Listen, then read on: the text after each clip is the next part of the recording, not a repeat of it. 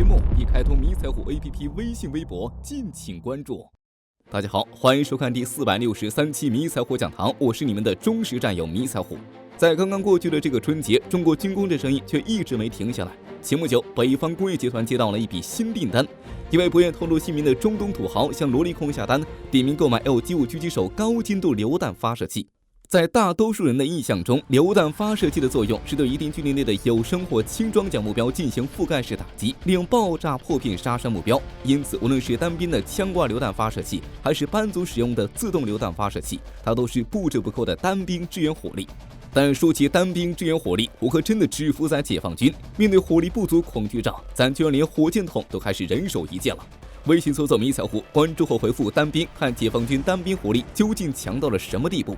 所以说，一般意义上，榴弹发射器都算不上精准，因为玩覆盖杀伤才是它的本行。不过吧，事物都是运动变化发展的，特别是在中国军工这儿，不就是精度吗？小意思。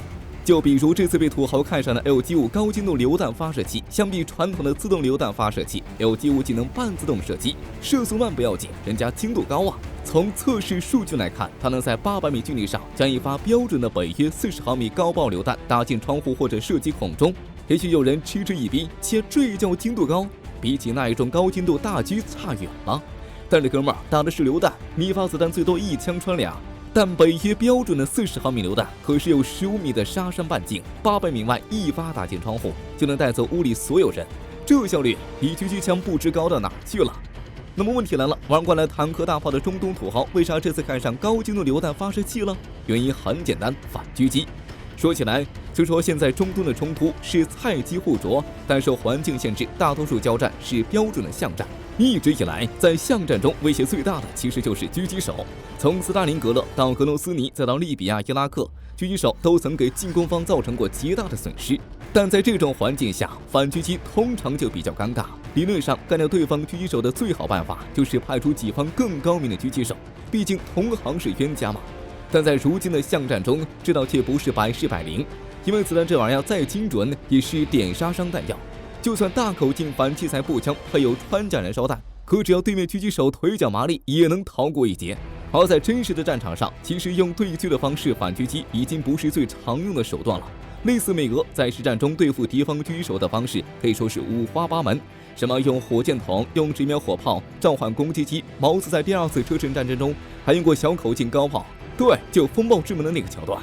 但这种玩法太贵了，用火炮、攻击机、小口径高炮去对付个也许只有祖传 98K 的枪手，这买卖怎么算怎么赔呀？特别是中东的大神们还普遍没这个配置，咋办？那就只能把反狙击的装备升级。中国军工这时候招了招小手，榴弹狙击枪了解下。既然点杀伤不行，那就只能炸了。这也是为啥中东客户开上L95榴弹发射器的原因。首先，它威力足够，配用北约40毫米高速榴弹，能保证房间或者掩体内寸草不生。就算高爆榴弹搞不定，大咱还有破甲燃烧榴弹，配合炮口电子引信编程模块，能对发射的弹药进行编程，从而完成不同形式的打击。还有就是轻。虽说15公斤好像不太能体现，但别忘了这个家伙的口径是40毫米，反正一个双人小组抬起来就跑，这都不算事儿。最重要的是准。L95的设计思路就是按照反器材狙击武器来的，除了本身的枪管自由辐之外，还配备了类似实式大口径狙击枪的光电瞄具，瞄准、测距、计算弹道瞬间完成，是瞄具中的豪杰。当然了，毕竟名叫榴弹发射器，除了精准射击，它当然也能干点支援的活，例如压制2000米距离上的有生目标啊，摧毁1000米距离上的轻装甲目标啊。这年头玩的不就是跨界吗？因此说，咱搞出了这类独门武器，势必会在战场上占据一席之地。但讲道理，如此结合火力与精度的武器，你们觉得咱解放军有吗？答案那是必须啊！为大家隆重介绍 L95 的亲兄弟 QLU11狙击榴弹发射器。